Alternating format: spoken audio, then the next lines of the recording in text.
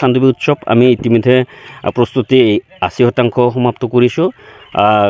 ইয়াত হ'বলগীয়া অতিথিশালাৰ পৰা আৰম্ভ কৰি তৰণৰ পৰা আৰম্ভ কৰি পতাকাস্থলী পতাকা উত্তোলনস্থলীৰ পৰা আৰম্ভ কৰি বিভিন্ন যাৱতীয় যি ইয়াত ৰূপসজ্জাৰ প্ৰয়োজন সেইখিনি গোটেই আমি ৮০% সমাপ্ত কৰিছোঁ। আৰু প্ৰদৰ্শনী বিভাগৰ কামো ইতিমধ্যে শেষ হৈছে।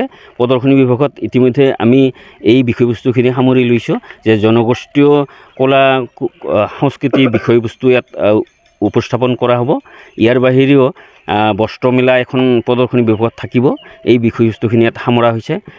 কুটিৰ শিল্প বস্ত্ৰশিল্পৰ পৰা আৰম্ভ কৰি যিখিনি কলা কৌশল বা বেম্বক্ৰাফ্ট বা উডক্ৰাফ্ট এই বিষয়বস্তুখিনিও চান্দুবি উৎসৱত আমি প্ৰদৰ্শন কৰোঁ। ইয়াৰ বাহিৰেও জনগোষ্ঠীয় খাদ্য সম্ভাৰৰ ক্ষেত্ৰত এখন খাদ্য মেলা ইয়াত থাকে। সেইখিনিও পৰ্যটক আৰু দৰ্শনাৰ্থীৰ কাৰণে আকৰ্ষণীয়।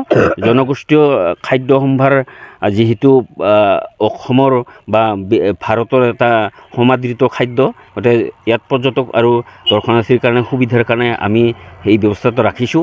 ইয়াৰ বাহিৰেও সাধাৰণ জনসাধাৰণৰ কাৰণে বাণিজ্য মেলা এখন থাকে। বাণিজ্য মেলাত বিভিন্ন বিষয়বস্তু সামৰা হয় বা বাণিজ্যৰ ক্ষেত্ৰত, গতিকে এই বিষয়বস্তুখিনি এইবাৰ এইবুলিও সামৰা হৈছে।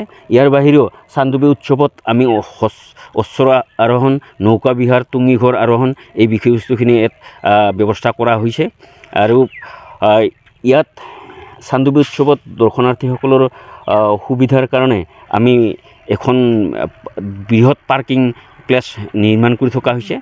তাতো দৰ্শনাৰ্থী আৰু পৰ্যটকসকলৰ যান বাহনৰো ব্যৱস্থা থাকিব। ১ জানুৱাৰীৰ পৰা ৫ জানুৱাৰীকৈ হ'বলগীয়া চান্দুবি উৎসৱত সকলো জনসাধাৰণ সকলো দৰ্শনাৰ্থী আৰু পৰ্যটকক আমি চান্দুবি উৎসৱ উদযাপন সমিতিৰ তৰফৰ পৰা শুভেচ্ছা জনাই উদযাপনত তেওঁলোকে সহযোগ কৰিব বুলি আমি আশা কৰিছোঁ। আপোনালোকৰ কিছু ব্যতিক্ৰমী থাকিব নেকি? আমি প্ৰতি বছৰে যি কাৰ্যসূচী ৰাখোঁ এইবুলি এটা বিশেষ কাৰ্যসূচী আমি গল্প সম্পৰ্কীয় এটা আলোচনা সাংস্কৃতিক মঞ্চত থাকিব।